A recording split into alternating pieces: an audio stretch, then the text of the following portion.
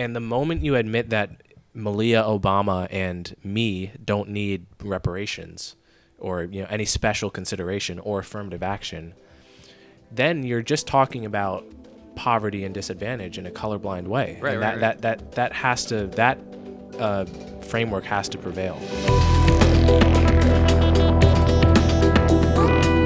Joining us today on the podcast is Coleman Hughes and, as always, Emily Molly. We'll get to introductions real quick, but first, what we're going to be talking about. Affirmative action. Is it racist? Personally, I think it is, for a lot of reasons, but we'll talk to Coleman specifically about his ideas on the matter. Then we're going to talk about double standards and cultural issues in the Black community. Is that fair to say, Coleman? Yes. All right, great. So, for those that aren't familiar, my name is Timothy Poole. I'm a journalist. Joining me today, we have... Emily Molly. I'm also a journalist. And... Coleman Hughes, a writer and undergraduate philosophy major at Columbia University.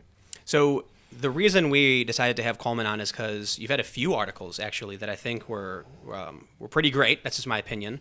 But it's an interesting part of the debate and the culture war, I suppose. So we'll start first with the idea of affirmative action. You wrote an article about this.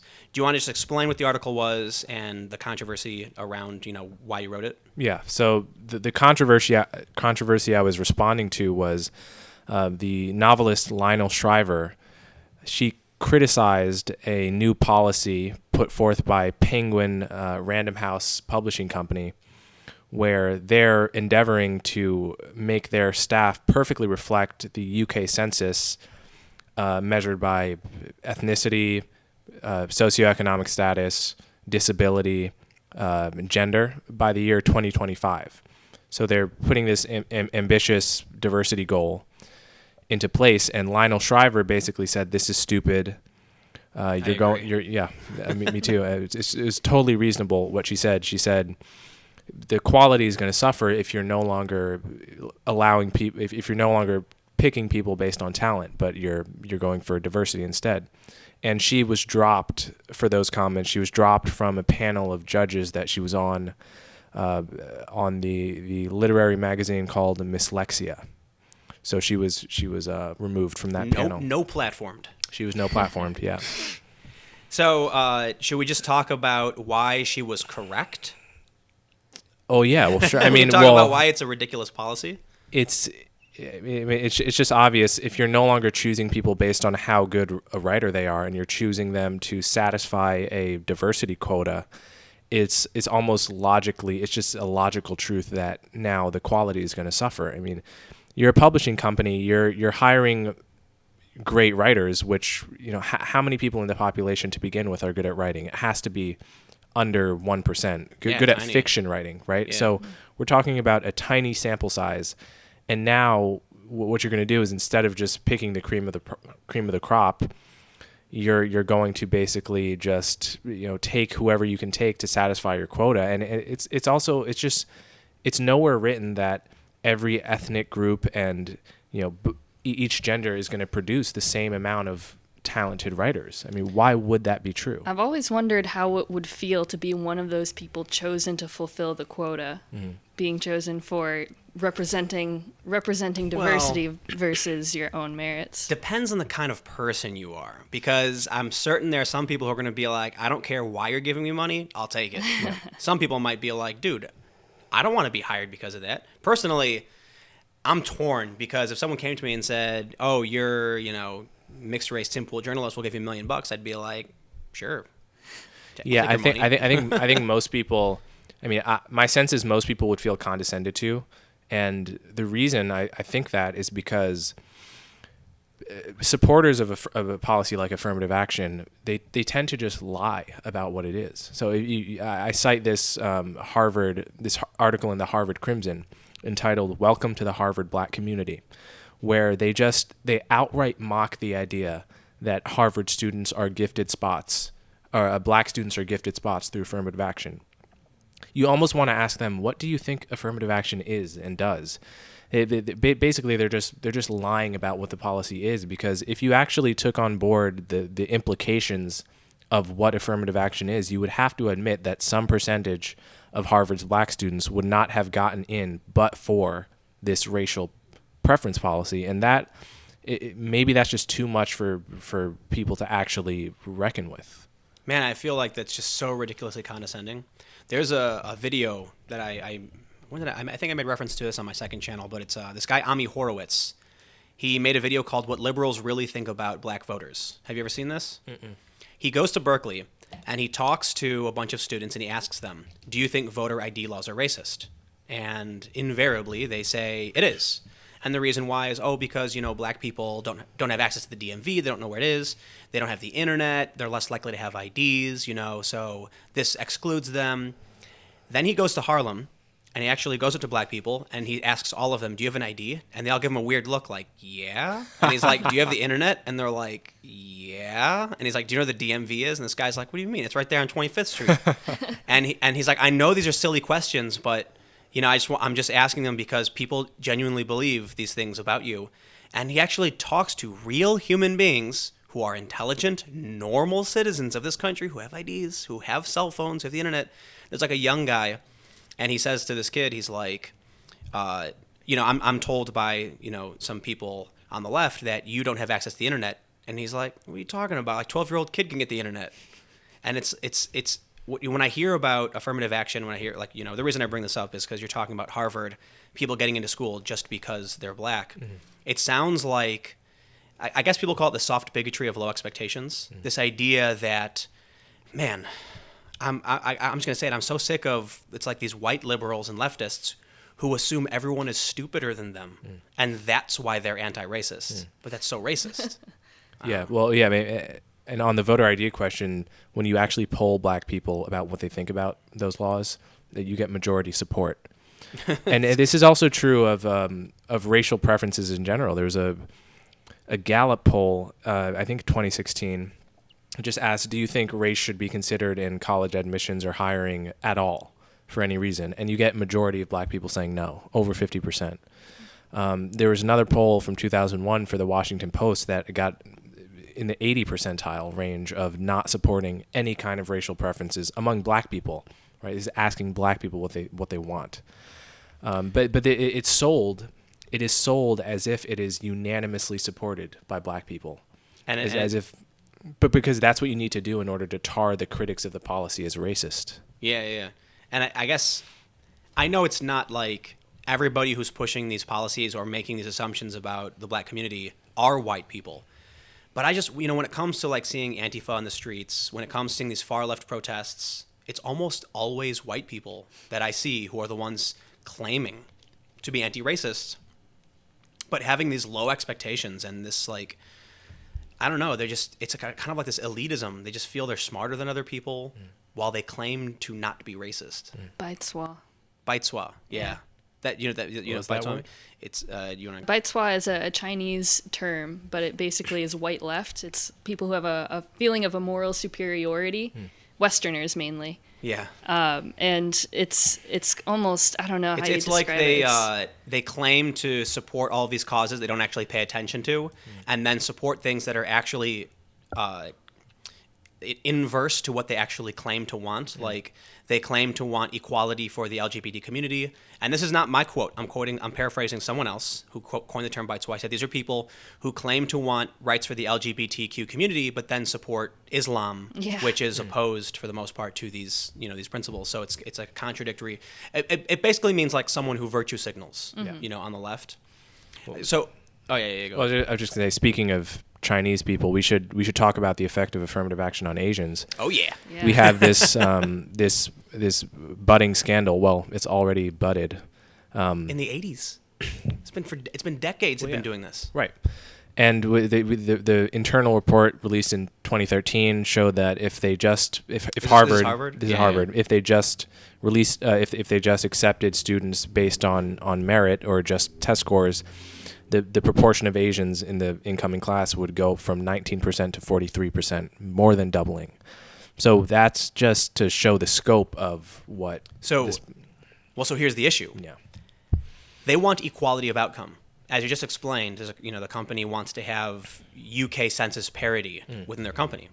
They don't care who wants to go to school there. They don't care, what demographic overwhelmingly is good and works hard.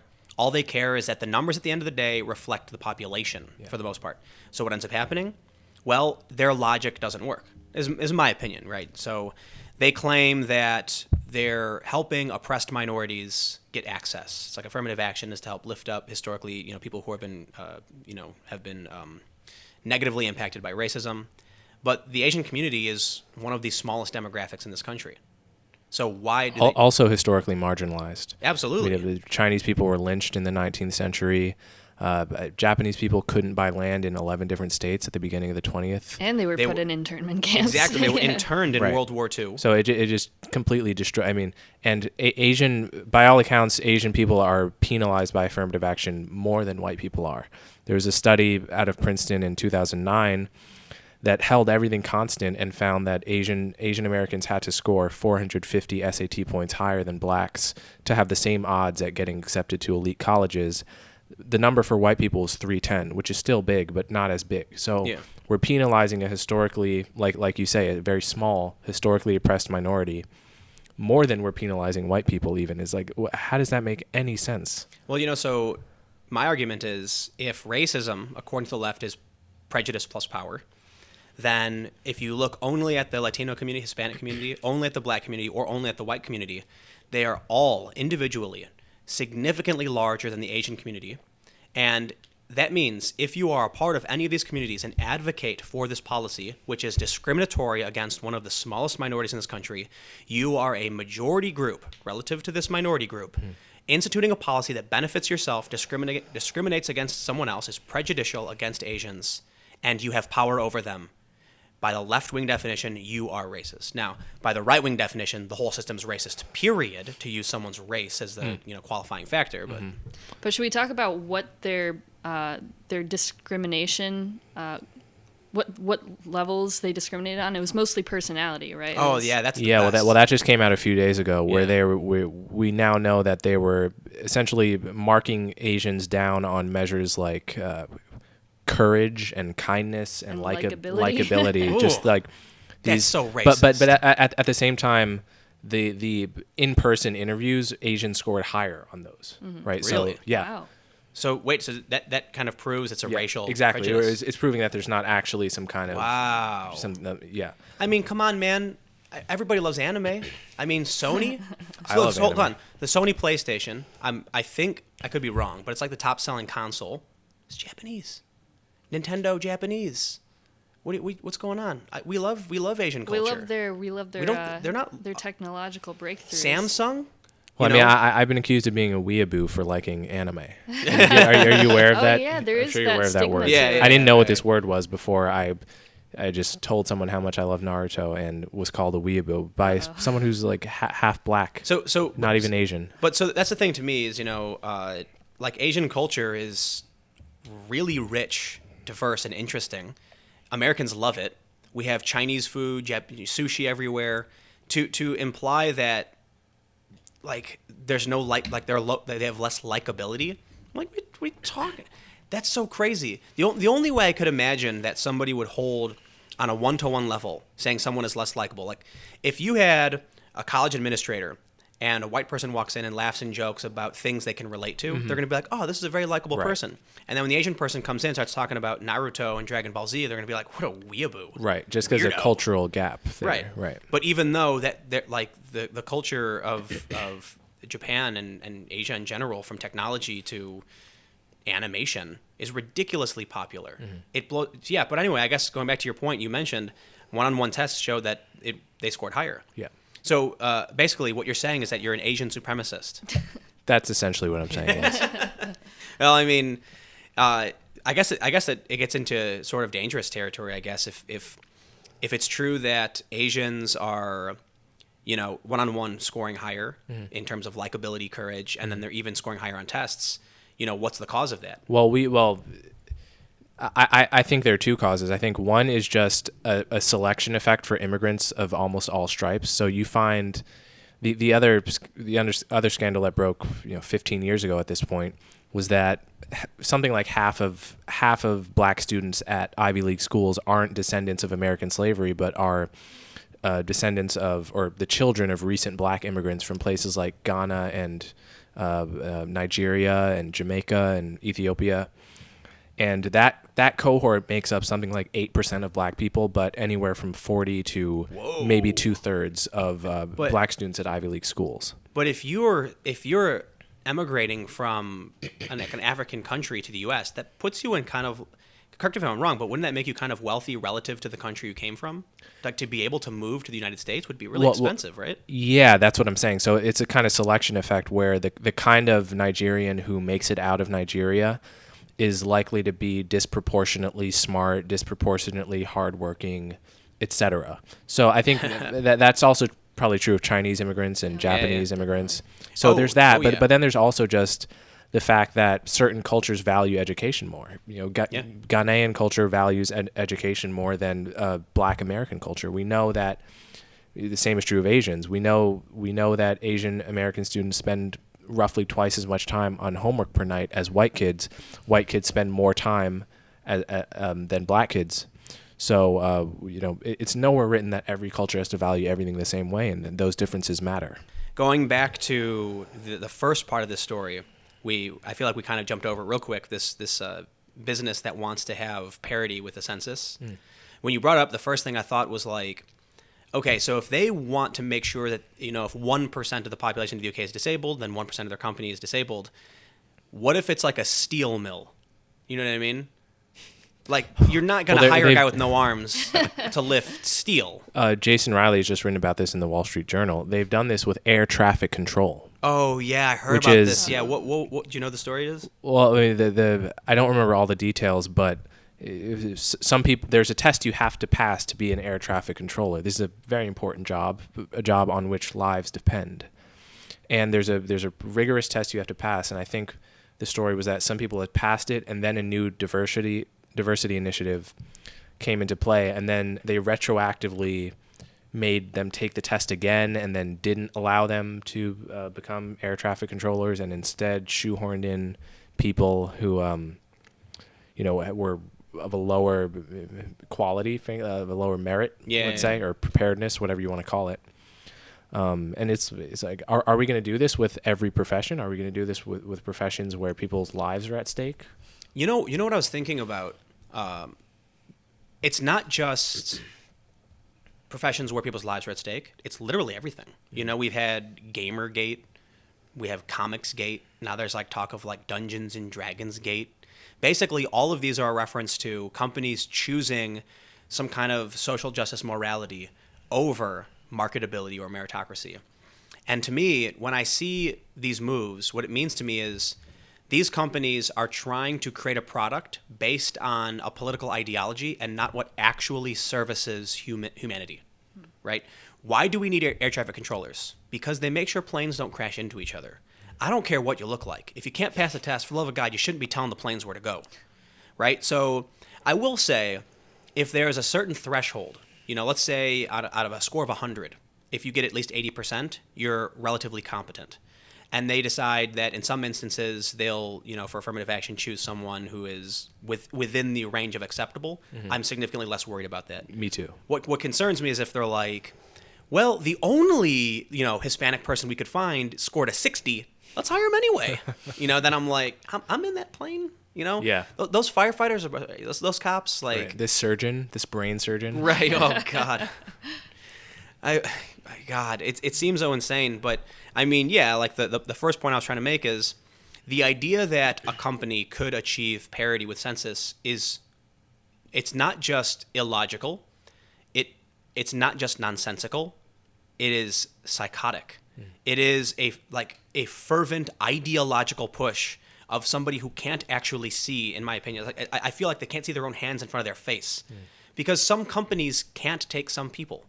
Like, I don't think there's racial barriers for most jobs, but in some instances there are gender barriers for some jobs. Just recently, there was another article in Quillette, actually.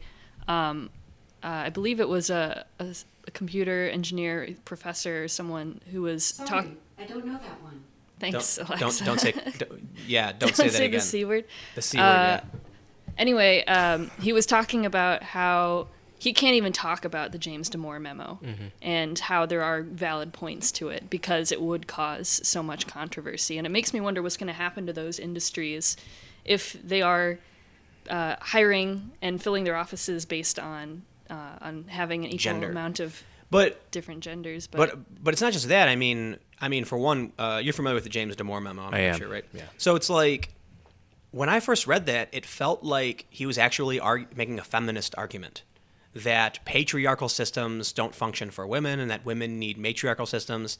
And so he made an argument men and women are different, and they were like, you're alt-right, you're racist, you're sexist, you know. But the point I was trying to make actually is, should affirmative action guarantee that a certain number of women become firefighters? Absolutely not. No, you don't think so? No. But what about a job like working a desk? You maybe or let's talk specifically about someone who's running into a burning building, right? I mean, if a job requires physical strength, then we have to be honest about the fact that the average man is physically stronger than the average woman. And I'm absolutely happy to have a woman who is strong enough to do any job that a man can do. It's just we should not be pretending that these differences don't exist. And I mean, there are situations where it's the reverse. Also, we know way more women graduate high school than men. More women enroll in college and graduate. We obviously we should be we should be encouraging people to graduate from school, but we should not be instituting affirmative action to get men into college. Right. So actually, Sargon of Akkad, whose real name Carl Benjamin, did a presentation in New York where he showed a bunch of stories and statistics. Men are now the minority in colleges. Mm-hmm. They're the minority in terms of degrees across the board. In which case, he said, okay, that's it. Men are now the underprivileged minority and deserve affirmative action. There it is. And everyone's like laughing and clapping. But I think, in my opinion, if a woman takes an exam to become a firefighter and passes, congratulations, awesome. You're a firefighter. But the idea of going below the threshold of what is required of a firefighter because you should hire women terrifies the hell out of me. Mm-hmm. And this is something, my dad was a firefighter, and some of my family, we've had this conversation before, but, you have to be able to lift a body, right? That's hard. Mm-hmm. It is. And not only that, but people don't understand, I'm not an expert on this, but I do have some training that people think you can just, when a person's lying down, throw them over your shoulder, but that'll immediately just like pendulum swing you back and you'll both fall over. Oh, yeah. There's techniques, and you need a lot of strength to be able to actually lift a body and carry them for a long distance. And so the idea that because this has happened in the past where the fire department's been like, well, gotta have women, so we'll take them. Police departments too. There was a video that went viral. I think it was in Sweden. One violent man and 3 female cops, and he took them all down. Right? So do I think there's a position in the fire department and in the police department for women? Of course, absolutely. And if they can, when it comes to being a patrol officer, there's so much more to being a beat cop than having to fight somebody. That's probably less than 1% of what they actually do. Mm-hmm. But then there is that concern when it comes to a violent criminal that needs to be stopped. Who is the one who's going to be doing it? Yeah. Well, I think I honestly think most rational people would agree with us here about men and women and jobs like policing and firefighting. Where it gets much harder to talk about for people, I find, is with race and with anything having to do with preparedness, academic preparedness. So have you paid attention at all to Amy Wax? I haven't. So she's a really great, I think she's a law professor at Penn, I want to say, and she got into really hot water for just noticing the fact that her black students tended to be less prepared in class, which is the straightforward consequence of affirmative action. If you admit people of a particular race with a lower standard, you should not be surprised to find that they're underperforming in class. And John McWhorter wrote a lot about this in his book. Richard Sander has marshaled a lot of research showing that this indeed is a consequence of affirmative action. So when preferential policies were gutted overnight in the 90s in California, the black-white the rate of black graduation went up because you're now admitting black students who are set to do well there based on their test scores, and the GPA gap between blacks and whites all but disappeared, which again makes perfect sense if you think that test scores predict how likely you are to do well at a given college. So just noticing the fact that black students are underprepared now is penalized. She's no longer allowed to teach. Amy Wax no longer allowed to teach intro lecture classes because of this comment. Wow. This is right? like it's someone. Yeah. Our society is breaking down.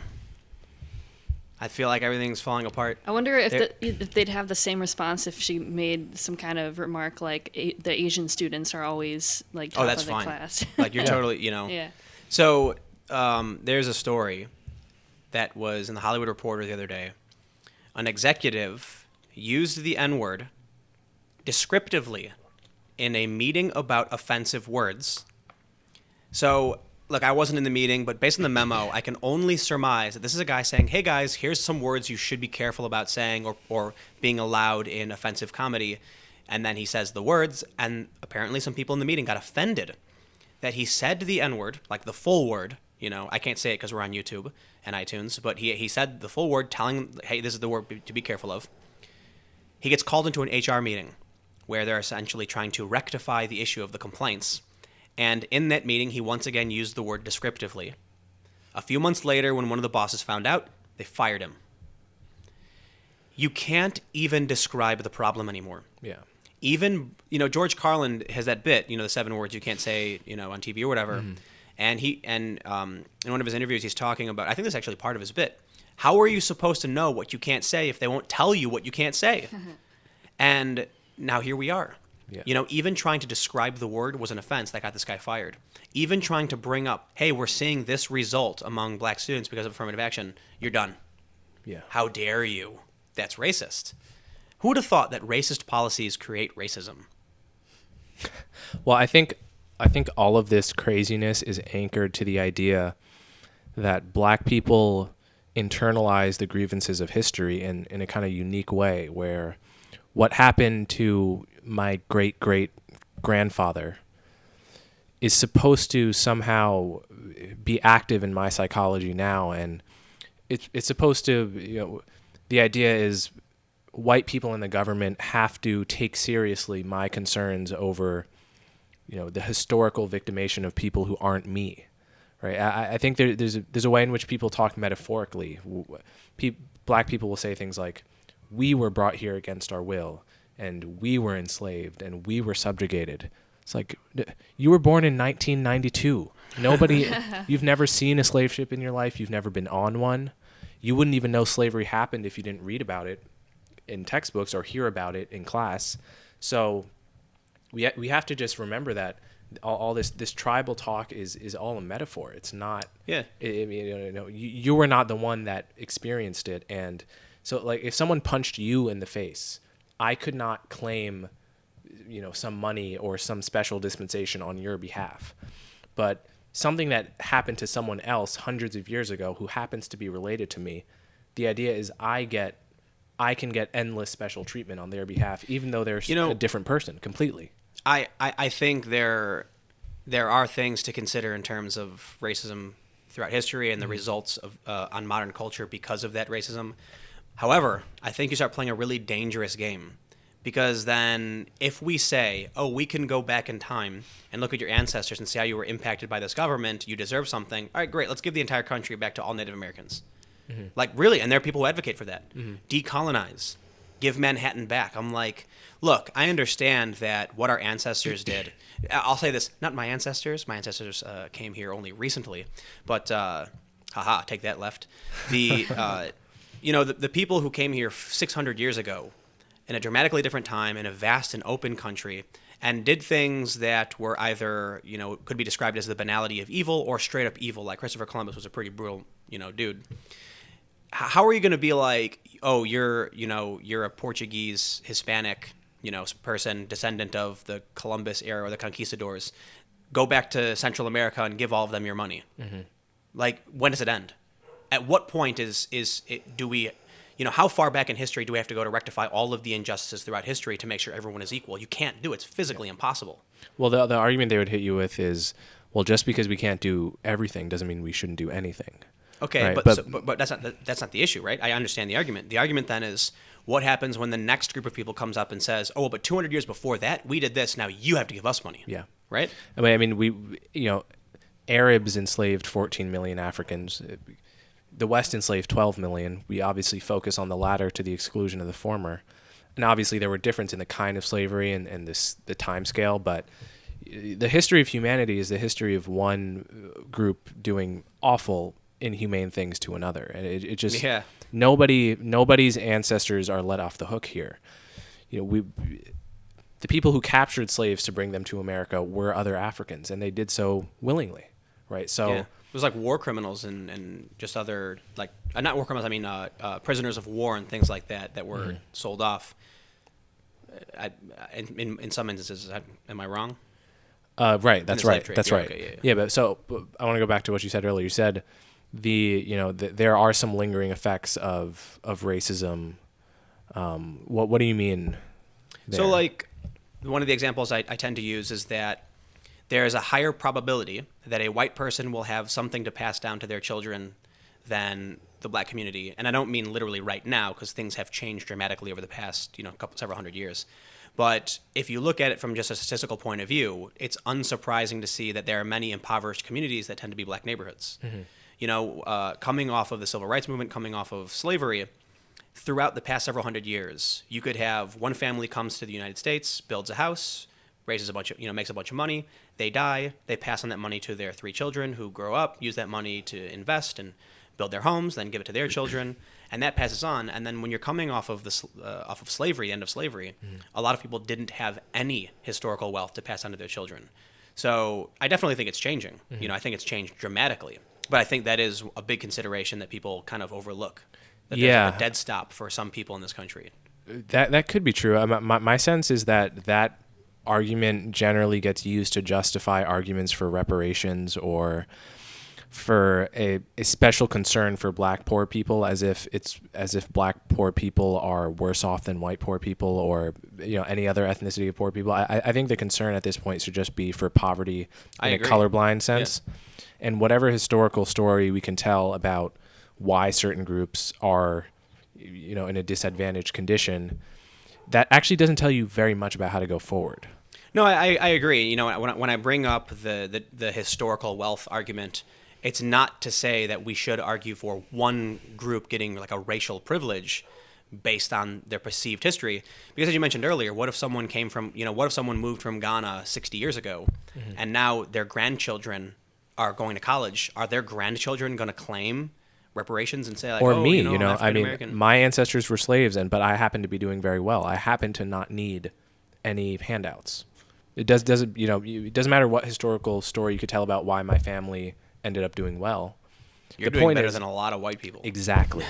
Exactly. And the moment you admit that Malia Obama and me don't need reparations or any special consideration or affirmative action, then you're just talking about poverty and disadvantage in a colorblind way. Right, and that framework has to prevail.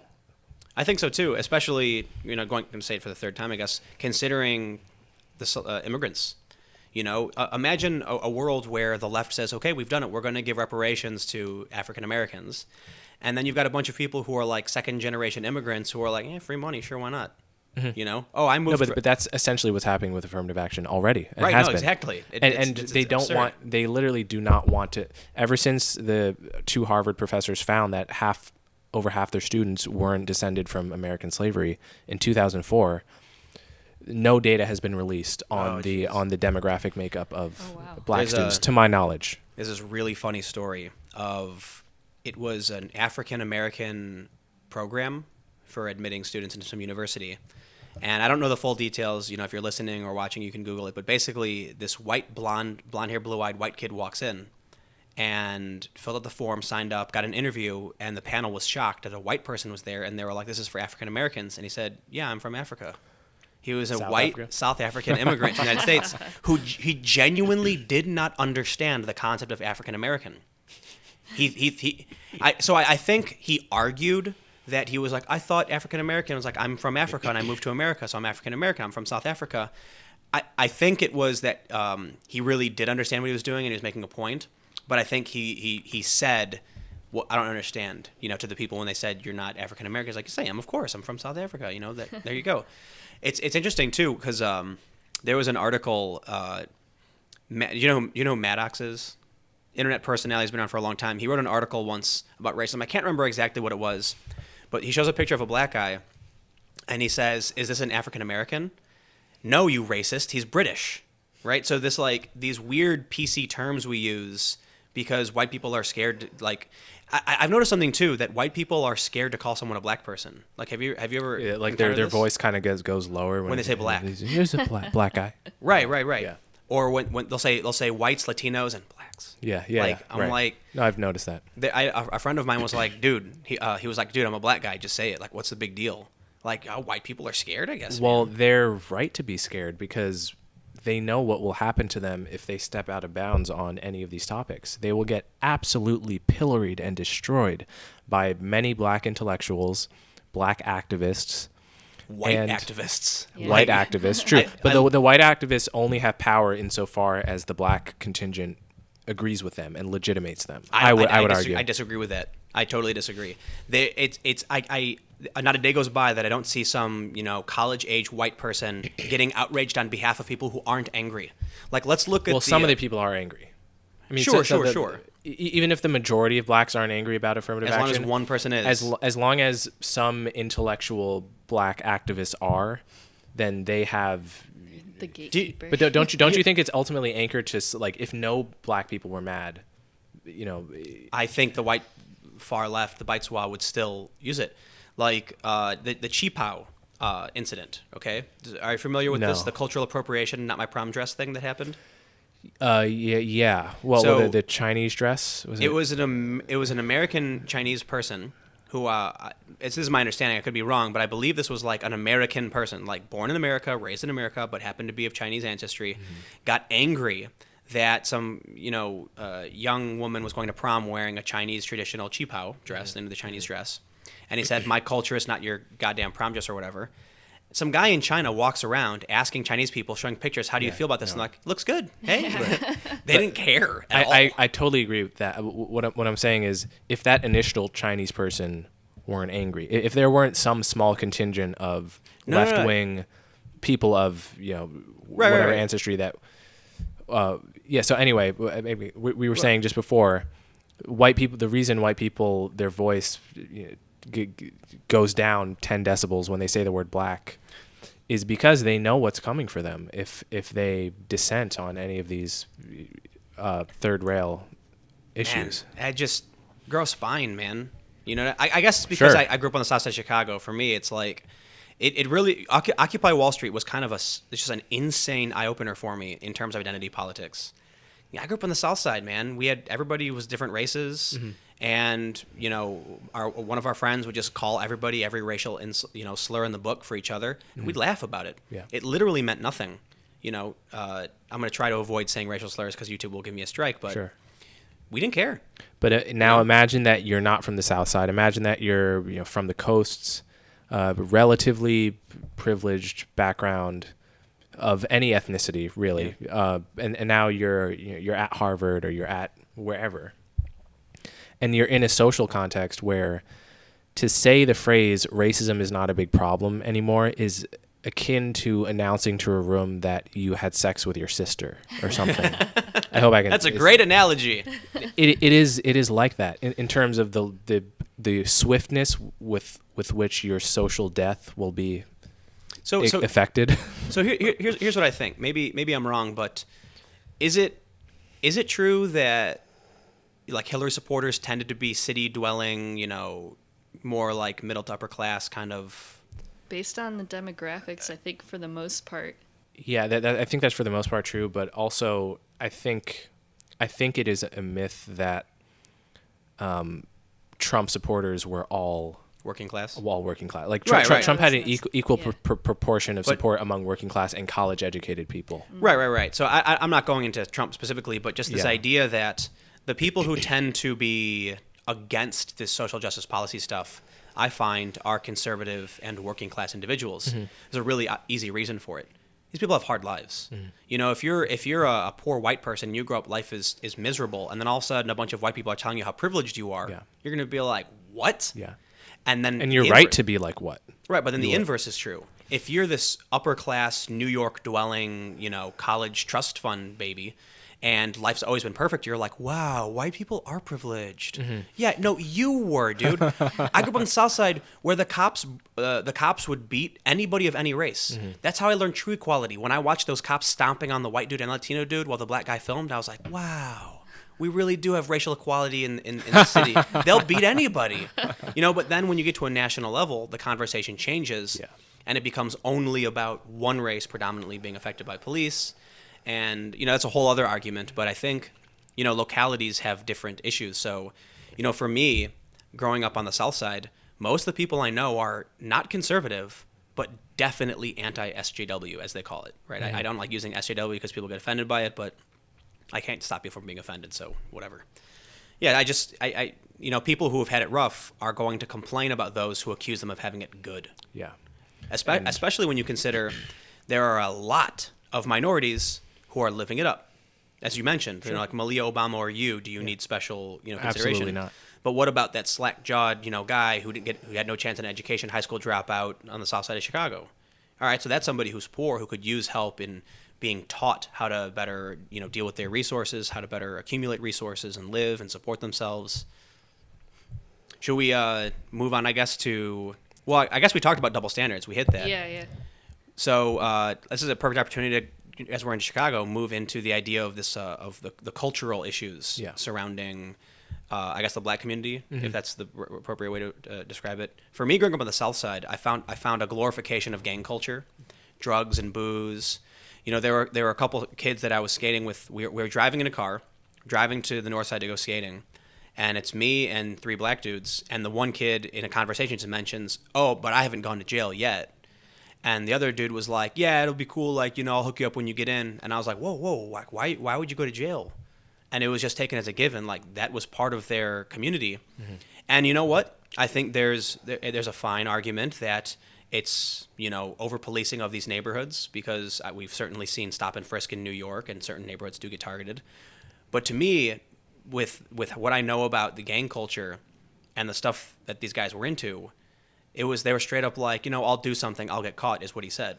And I'm like, then don't do it. Like, I don't get it. Like, what do you have to do? Because it was like you had to be hard. Yeah. That's what they called it. You had to be hard. You don't talk white. Yeah.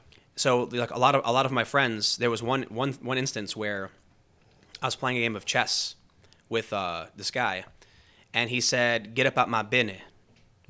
And I genuinely didn't understand what he said. I'm like, wait, what'd you say? And I said, get out my business.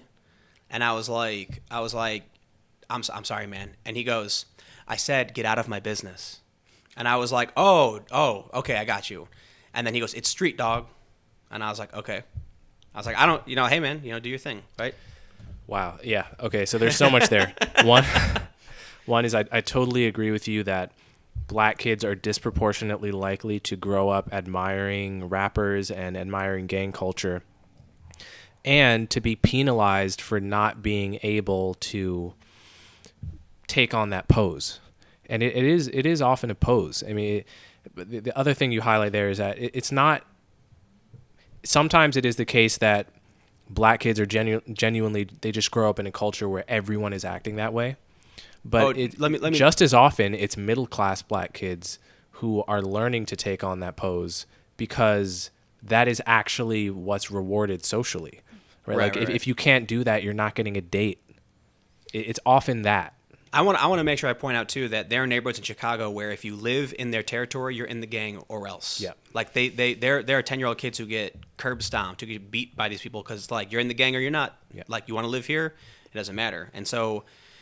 you know, gang culture is kind of a bad thing, man. Most of the gun deaths in Chicago, I think it's gang related, right? I don't want to be wrong, because I know a lot of it isn't gang related. A lot of it is unclear whether it is a gang or not, because it's often that you're wearing the colors, even though you're not in the gang. You're wearing Oh a yeah, color dude. Oh, I because- know that. Yep. Right, you can't wear this color in this neighborhood, and you're not stupid, so you're not We- going to wear that color. Oh. And someone in this gang just killed someone else, and now they're retaliating, Exactly. and And they they see the see you. colors. They see the colors. You're not actually in the gang. Yep. You're an 18-year-old kid who has a friend who has a friend who's in the gang, but I've And even I- had friends where it's an ambiguous tattoo where they're Yeah. like, "What does that mean? What does that mean? Like, Yeah. who are you with?" And then he's like, "I don't know. Like, this is Exactly. this is my fraternity." There was a friend of mine on the south side. A car pulled up and they said, "Who you with?"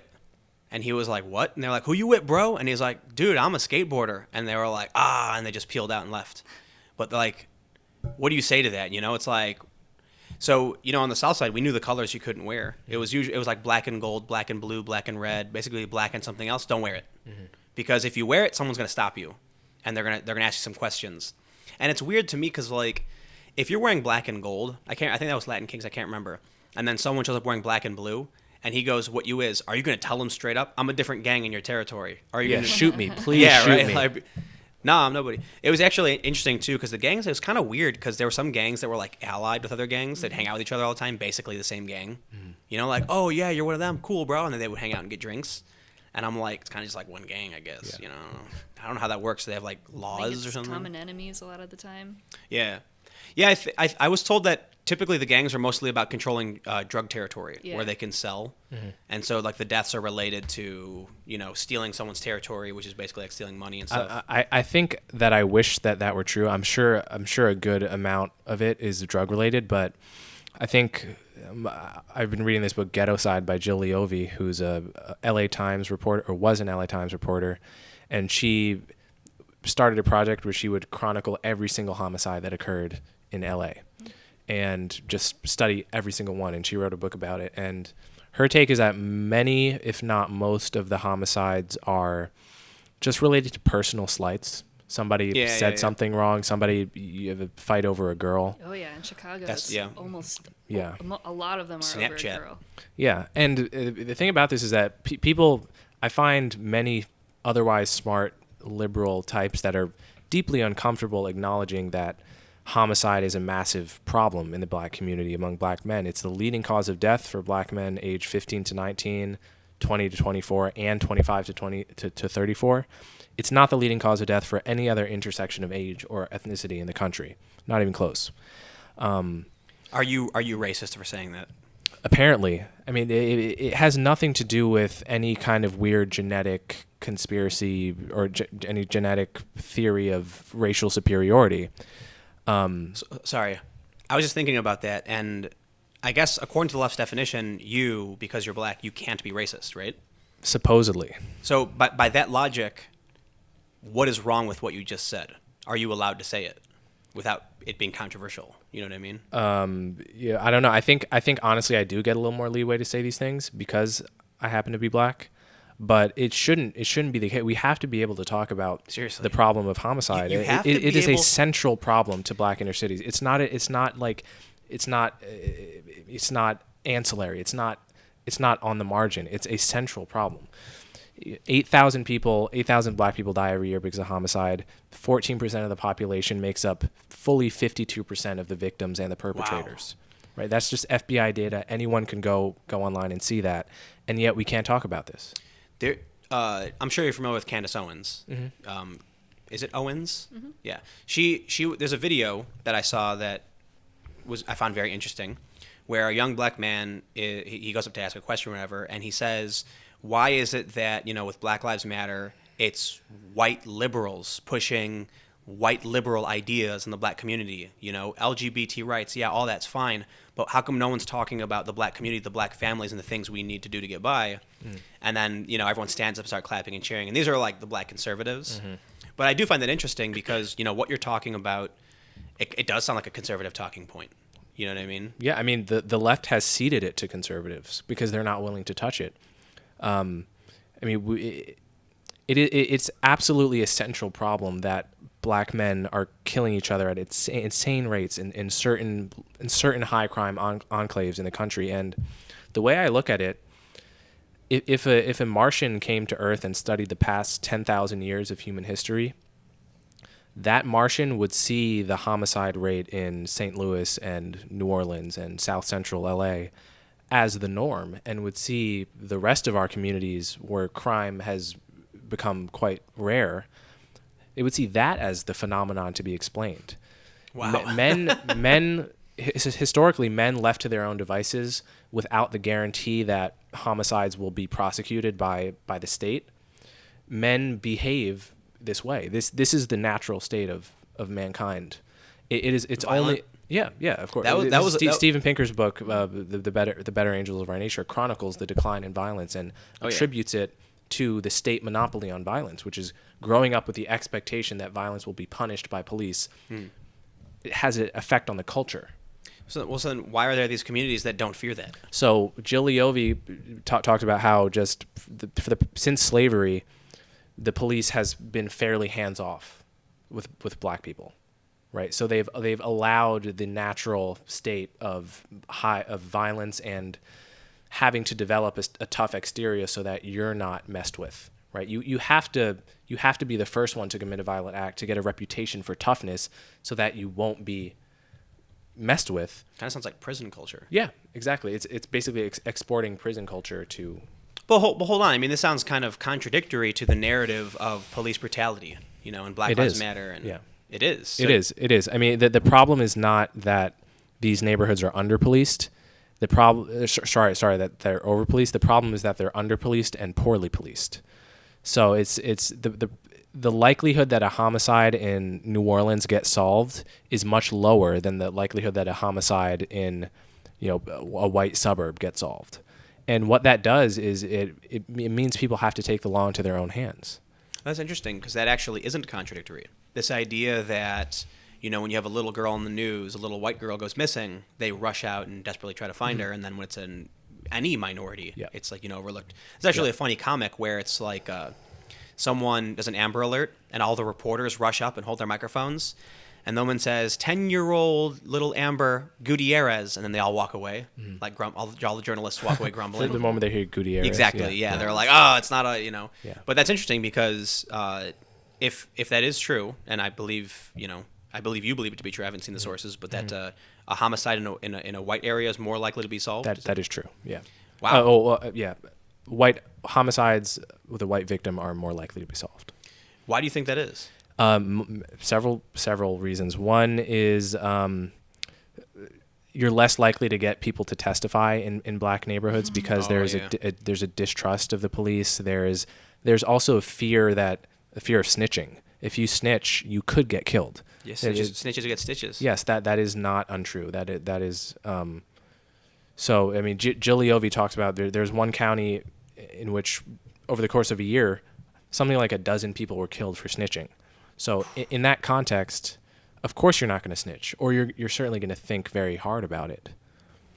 In my experience going to crime scenes on the South Side that were usually gang-related, I've seen some amazing things just as far as somebody who was there to see what was going on at the scene after the police showed up, saw some shells on the ground from the shooting and kicked them off into the gutter. Wow. And, a lot of the people, I wouldn't say all of them, but there are usually a couple who know who got shot, why they got shot, and sometimes even who did it, but they're not going to say anything. Why? It's often an open secret. Why protect the murderer? I just don't understand that. Is it out of fear for your own safety? Like they'll murder you next? I think it does have to do a lot with, personal safety, family safety, but I also do think it is a lot of the distrust in police. Mm. So let me ask you this. Do you think there is a danger, when you talk about these things, that actual racists and white supremacists are going to latch onto those talking points to rally support for their rather distasteful cause? Yes, I think it's possible to hear what I say and read it as black people are inferior. That's obviously not what I'm saying. Right. I think there's also it's funny that argument is only ever really used on one side of this, because you could argue that you could worry that Black Lives Matter aren't you afraid that your rhetoric is going to contribute to cop killings? We already know that cops get killed. This happens frequently. We saw in Dallas. Exactly. So you could say, is Black Lives Matter, can't that be co-opted by the Dallas killer and people like him? And even aside that, cops get killed, right? Yeah. Regularly. So, yes, it's possible. But if we're all going to be judged by the misunderstandings of our argument, then none of us will escape hanging. But that's it. So I tweeted earlier, there's a quote from Obama And he said, a child on the other side of the border, is deserving of love the same as my own child or something like that. And so I, criticizing the president, the person who holds some of the most of the power in the world in terms of an individual with access, said, I hope your standard of love isn't the same that you gave to the 16-year-old American in Yemen. Because for those that aren't familiar, Obama ordered a drone strike on a civilian cafe in Yemen, killing a 16-year-old American. And a lot of people are left wondering why the president ordered a drone strike in a country we were now at war with, killing this American. And so I was making a point. Immediately, every response was that I was defending Trump. And I was like, no, I'm trying to point out that when no one called out Obama for killing American citizens, what do you think that means for the next person in power? And the reason I was thinking about this is like, what would happen if someone in ICE or the executive branch started killing these immigrants? Like what if it went to the next level? They're calling these things concentration camps where these families are being separated. What happens if they started killing people? And I'm like, man, Obama's actually already killed Americans and no one did anything about it. That scares me. Shouldn't people know that the president has that power? No, it's immediately an argument in defense of the people they don't like. That's what happens. You bring up this argument, you're immediately a conservative. They're going to call you alt-right. They're going to call you all the names in the book and claim you're defending white supremacy, Yeah. Well, there's a name for that: political tribalism. Yeah. I rag on tribalism all the time. Yeah. If you dissent, you are the other. You're in the other tribe. We're going to mark you, and we're going to use you as an example to the other members of our tribe of what will happen to them if they think dangerous thoughts. So which tribe are you in? Who knows? There's at this point? Yeah, and it's also it's the other thing about the tribes is that there's not a left and a right. There's a left, right, authoritarian, libertarian, progressive, regressive. You could be a part of 7 different tribes at once. So long as you never contradict one of the tribes you're in, then you're out. Actually, I will say there is a tribe where you absolutely can contradict it, and that's I don't know what the name of it is, but there's like alternative. It's an alternative media space of centrists. Not too dissimilar from the intellectual dark web, whatever that idea is, but it's like individuals who are willing to contradict and challenge each other because we're willing to laugh and be reasonable people and try and come to an understanding. And I want to bring this up because I mentioned this in another video of mine. There was a Comedy Central bit from, what was his name, Jim Jeffries? Yeah. Where he asks Jordan Peterson if a baker should be made to bake a cake for a gay wedding. And Jordan Peterson says, made to? Like, I don't think the government should be allowed to make people do anything. And then he says, what about the Civil Rights Act? When they said your businesses have to serve black people. And Jordan Peterson said, no, that was right. And then Jim Jeffries says, what's the difference? And Jordan Peterson goes, maybe I was wrong about that. I'm like, there you go. Like, right. And I think that's why people have respect for Jordan Peterson. Those who are genuinely trying to listen to what he's talking about understand that you can sit down and challenge him, and he'll immediately realize, oh, yeah, I guess I was wrong. Wow. It takes a lot of, I don't know what the right word is, but self-reflection. I feel like too many people are overconfident in their opinions, but for him to be able to question his own beliefs, I think that's really admirable. But that's whatever this community is, and I don't think every person who follows Jordan Peterson or the intellectual dark web is going to be completely honest and be willing to challenge their own group. But of all of the political tribes, I can go up to one of these people and flat out be like, I think you're wrong. Let's sit down and I'm going to tell you why you're wrong. They'll say, okay. They'll be like, yes, absolutely. But then you have the diehard Trump people, the diehard far leftists who it's like blasphemer. Like I got an email the other day from someone complaining about a video I made saying, I can't believe I donated to you. You're wrong. You're a liar. I want my money back and stuff like this. All because I made a video reporting on a story that they didn't think was a real story. Why? Because it was blasphemy to their tribe that something could be true. People are perfect, Yeah, and I think honesty requires us to acknowledge that we can all be the stubborn one at points. None of us are immune from that. Some are just better than others naturally, but we can all fall into that, and we can all be better, and we can all be worse, and we should try to be responsive to evidence as much as we possibly can.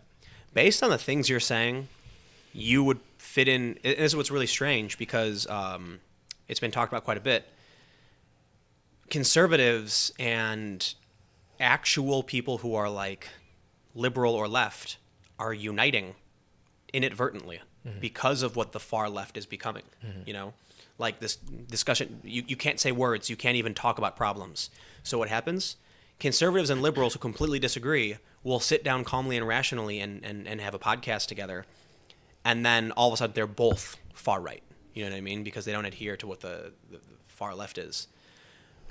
I wonder if the political factions, and I've said this before, it's not really left and right, but authoritarian versus libertarian.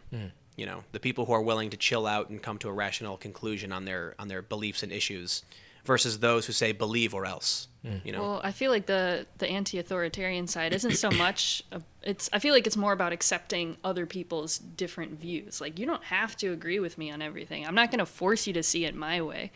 Whereas the regressive left is all about shouting in your face until you believe what they believe, or at least say that you believe what they believe. Like, I think I used to be a person who I would describe as far left.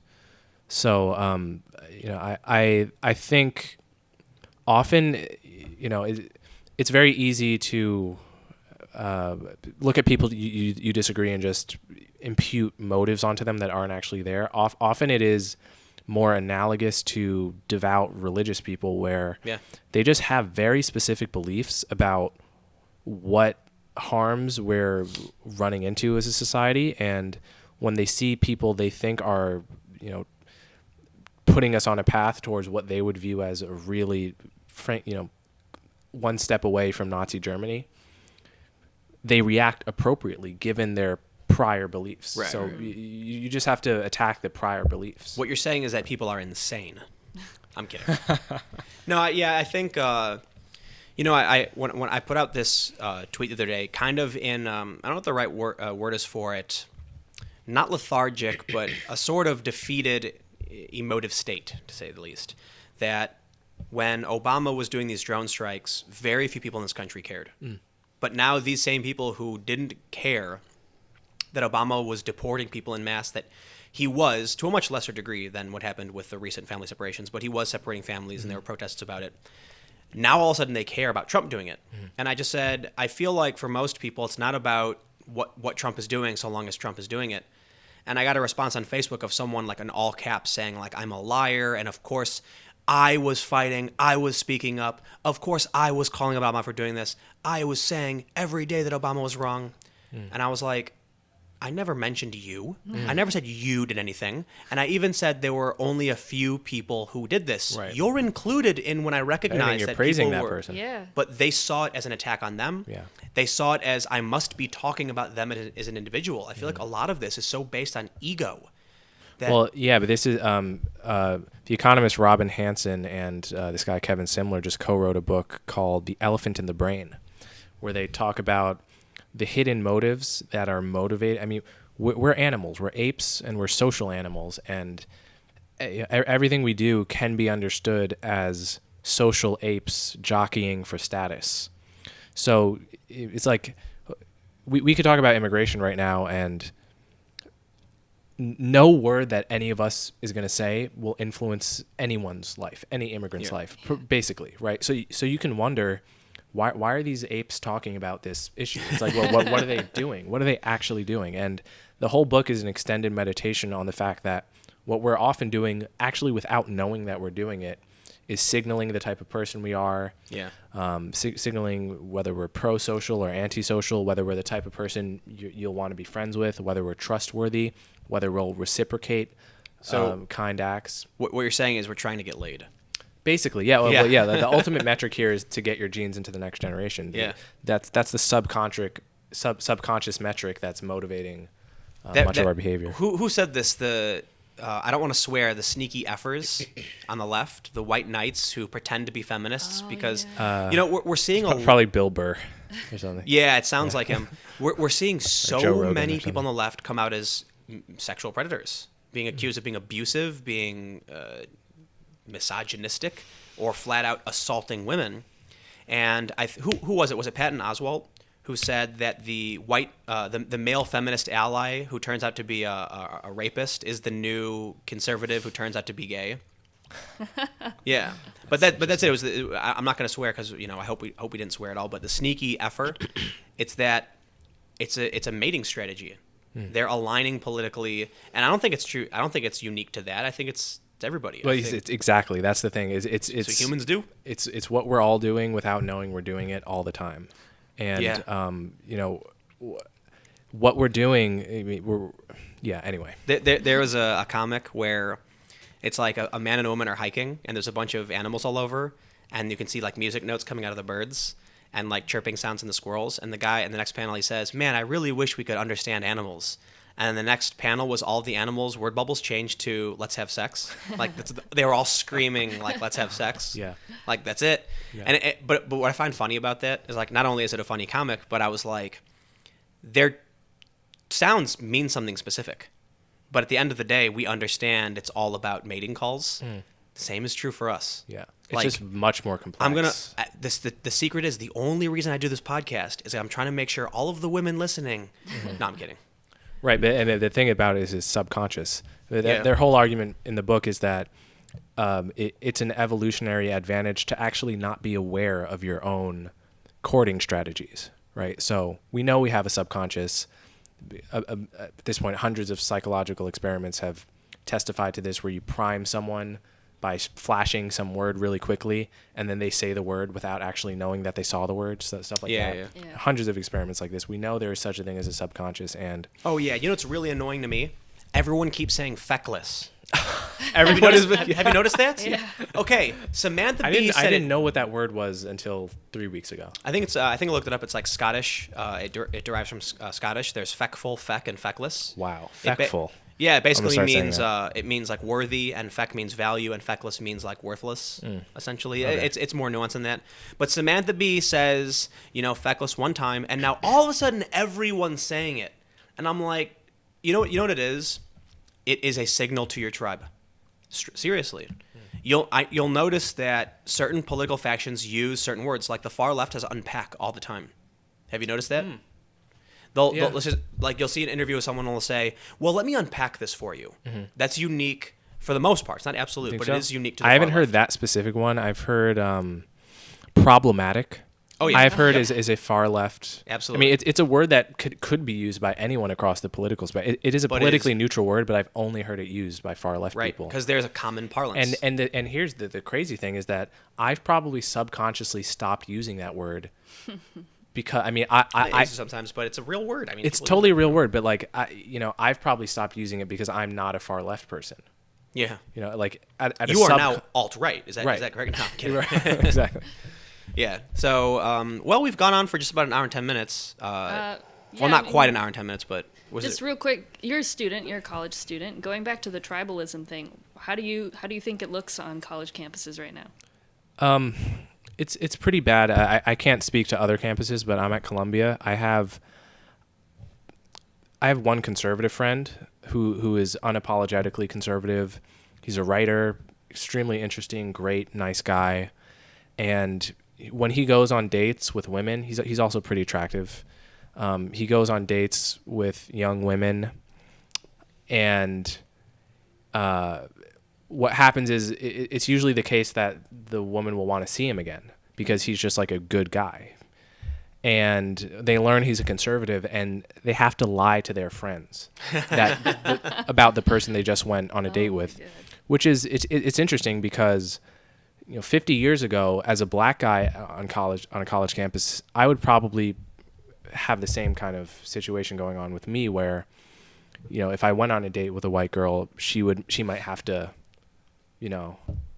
just speak around the issue to her friends. But now that just is what happens if you're a conservative, conservative on a college campus. It is scary to me that political ideology has become so dangerous that there was a point where it was like, oh, that guy's a conservative. Yeah, whatever. It's like, don't talk politics with him. All right, we're going to go out for drinks. Just don't bring it up. Otherwise, he'll run your ear off. Now it's like, Trump supporter? Nazi, go home. Like, it used to be like, oh, don't talk politics. People would argue. Now it's don't talk politics because someone's going to, like, throw you out of their restaurant. It's, like, getting more and more extreme. It's kind of scary. Yeah. Well, Jonathan Haidt, the NYU professor, he always points to these charts of just poll results asking Democrats and Republicans the question, would you want your kid to marry? How would you feel if your kid married someone of the opposing political party? And that's as good a litmus test for how comfortable you feel with people as any. And they do this with race. You find in 1960, most white people are answering that they don't want their kids to marry a black person. Now that number is, I think, below 10% last I checked. And the pollsters at Gallup said this is one of the fastest declines and biggest declines in the history of their polling company. Now it's gonna start back up again the other direction, though. I know I mean that seriously. Do you think so? Yeah. One of the things I saw with Black Lives Matter in Ferguson and Baltimore was creating segregated rooms. Right? They had colored only rooms, and that's their language, not mine. It would say colored people only or black diaspora only. Well, we have this on college. We have black student housing on college campuses. This blew my mind when a friend told me that I don't remember which UC system it was, University of California, but the system specifically would put Asian students with Asian students, white students with white students on purpose, and their explanation was it makes them feel more comfortable. And it was an Asian friend of mine telling me this, how uncomfortable they felt being put into a dorm with a bunch of immigrants who didn't speak English very well.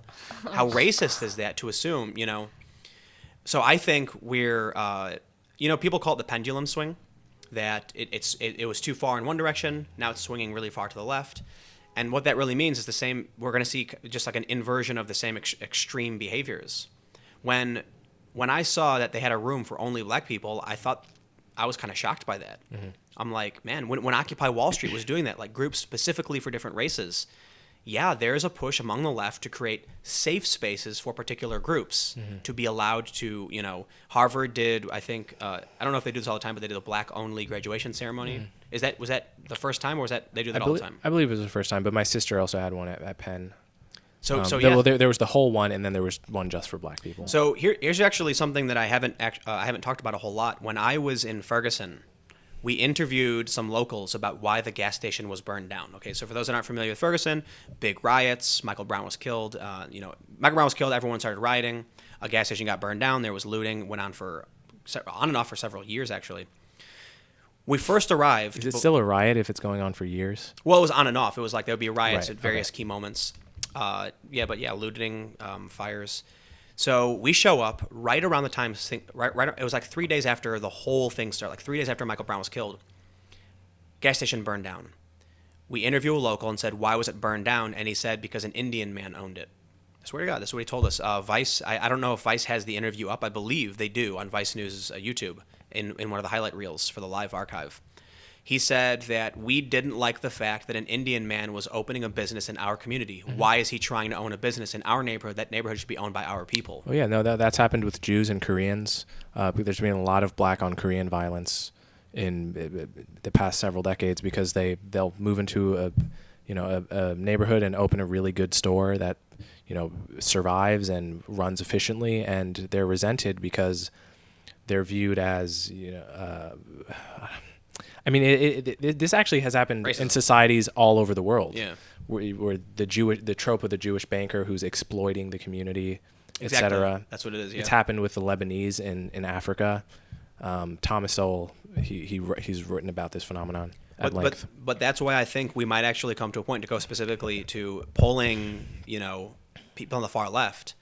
I would not be surprised if we started seeing people on the far left and the more extreme saying they shouldn't have children with black people because of historical racism or some kind of weird twisted excuse, but then also seeing black people be like, oh no, we need to empower our community and have more children amongst ourselves. Yeah, I mean, I if I saw poll results going up there, I would start to be concerned about it. I'm not really concerned about it now, but just to go back to the poll results polling Democrats and Republicans, the number of people who said, I don't want my kid marrying the other, used to be in like the single digits. Now it's up around 50% for both. For Democrats and Republicans. Mm-hmm. I think it's a little higher for Republicans than for Democrats. But it's that concerns me actually more.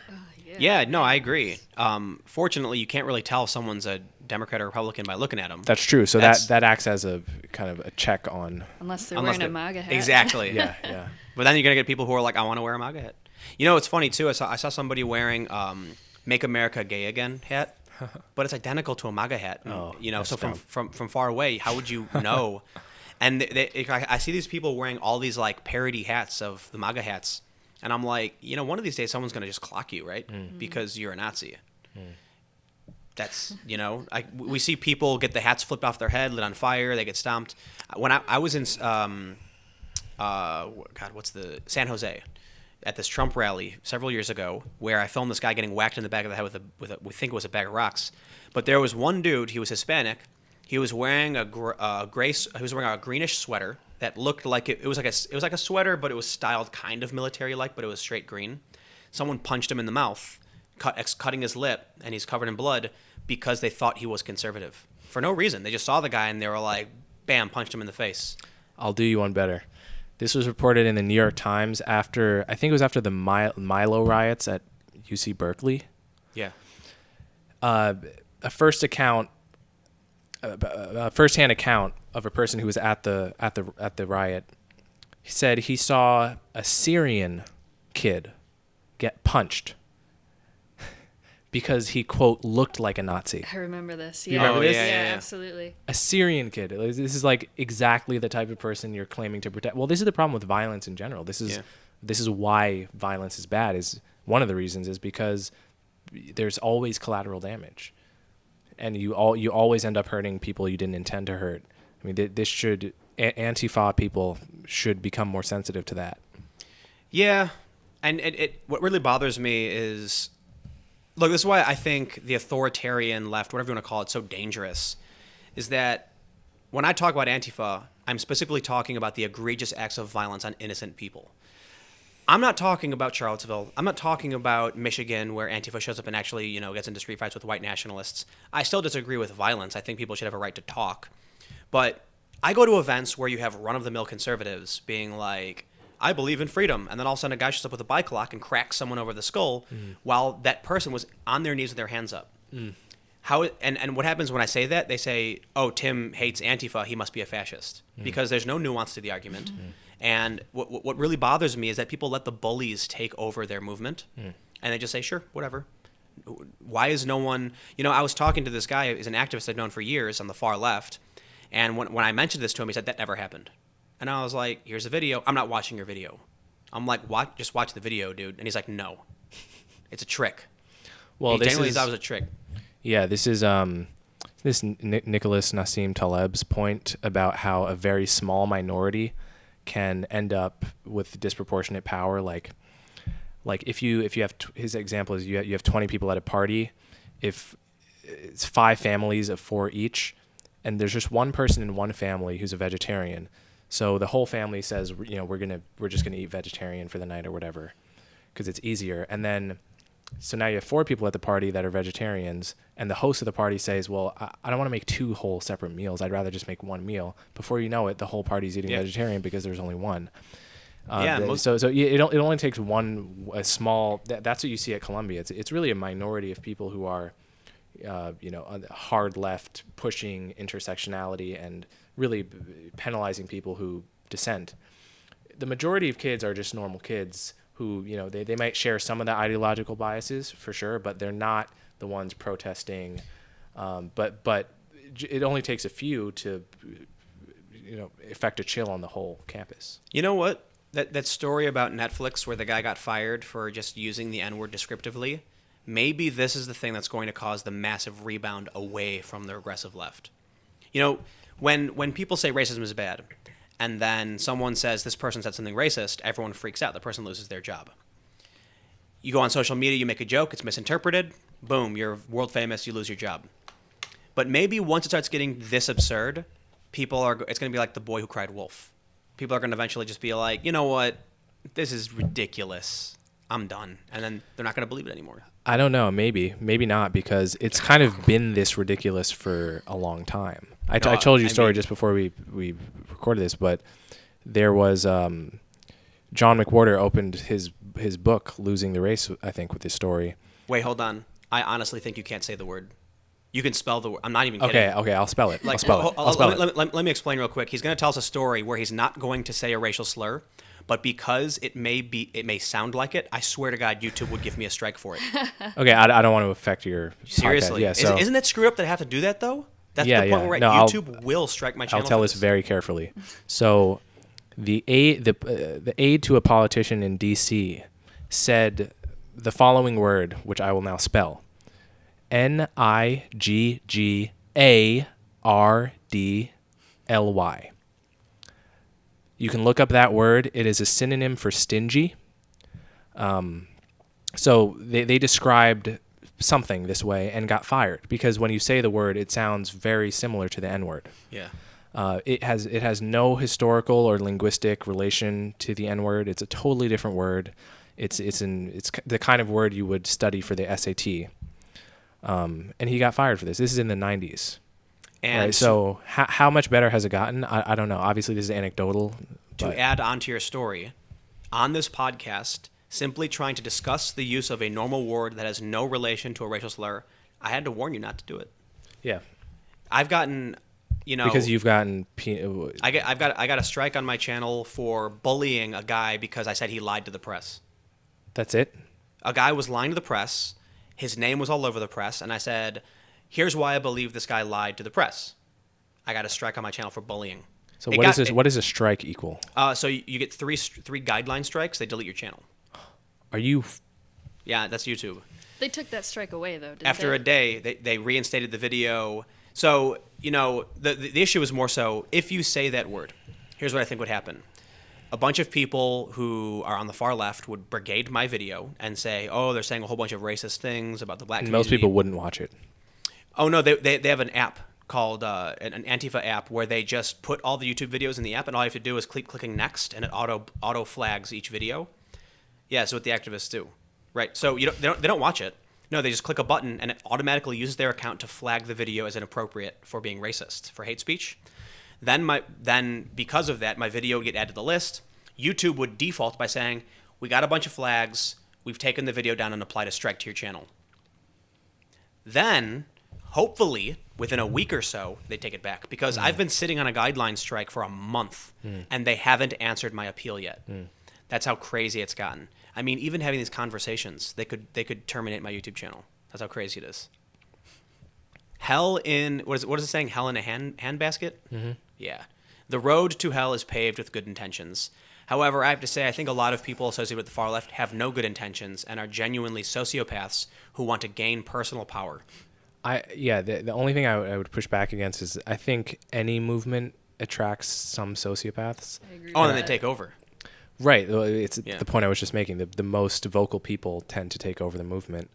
But the vast majority of these people are just, people who aren't always paying attention to the data on any given issue and are going along with the tide and have a specific set of beliefs that they've been handed and, Defaults. And I think it's also the way that certain issues are framed to the average person who isn't necessarily paying attention. Mm-hmm. Oh, look at this immigration story. Exactly, yeah. This little girl, the media ran like crazy showing this photo of this little girl claiming that she was separated from her mom. This is mind-blowing. Time magazine said this little girl was ripped away from her mom screaming by the Border Patrol agents.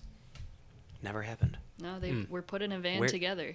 Where did that they story were come from? detained together. Yeah. So you get media that wants to sensationalize, that wants to make money, so they frame things in certain ways that then causes people to, moral panic. And then how many people donated to that fundraiser to put them back together? $20 million. $20 million. $20 million to reunite a family that was never separated. Yeah, did you hear that? I did not hear this. But you know about the immigration story of the children? Sure. Basically, there's this photo that's going viral. Actually, you can look at it. It's right there. It's on the cover of Time. Wow. Yeah. Was this the same one as the person who tweeted tweeted a video or a picture of a family that was separated, but it was actually separated during the Obama era? No. Is that the same one, or is that it's different? not the same one, but it's similar. Okay. This was a photographer on the border, took a picture of this little girl crying because toddlers cry. That's what they do. She was the mother was being searched. The baby, she put the child down. The child cried. She picked her up. Baby stopped crying. For some reason, and I want to know why. Time reported the Border Patrol agents carried the little girl away as she was screaming. But what really happened was the mother picked the child up and they got in a van together. Even the photographer who took it, he said, his name's, I believe, John Moore. He was for Getty Images. He even said that they were put in the van together, detained together. Yeah. So whoever got the time. Yeah, I mean, whoever said that they were ripped apart is. But so you know what faking happens? I have friends who are posting to Instagram, asking people to donate, reunite this family. This is terrifying. It's like it's not true. And what happens now is Time Magazine says, you know what? We're standing by using this cover showing a little girl because it exemplifies the what's really at stake here. Shelby Steele has said when progressives find a racist event somewhere, they rent a jet plane and fly to it because they smell power. They smell the power. I mean, that is the sense I get with the immigration story. I'm very glad that Trump issued the executive order. I think that's absolutely the right move. I think it was a mistake to begin with. Absolutely. Oh yeah. I think. But if you had just read the New York Times coverage of this story and you hadn't read Wall Street Journal or National Review, or if you hadn't gotten both sides, you would absolutely think that this is just a reiteration of Japanese internment camps. Right. Right. That's a problem. Hey man, it sells. They sell magazines. That's what you got to do. Anyway, we've been going for almost an hour and a half, so I think it's about time to wind it down. Do you guys want to mention? Emily, you want to mention your social media real quick, and then we'll. Sure. I'm on Twitter at momesmolly, MOMESMOLLI. Do you have any social media or anything you want to promote? At ColdXman. What is it? One more time. At ColdXman. Oh, there you go. I didn't know if you said coal or cold. Cold. Cool. Yes. Well, for everybody who's made it this far, thank you so much for hanging out and listening or watching. You can follow me on Twitter at Timcast. Subscribe to my YouTube channel. If you're listening on iTunes, I'm on YouTube at youtube.com/Timcast. And if you're on YouTube, we're also on iTunes at the Culture War Podcast. So stay tuned. I'll have a new video up tomorrow on my channel every day at 4 p.m. And we do this podcast every Sunday at 4 p.m. So for the millionth time, thank you for listening and watching. And we'll see you all either tomorrow or next week.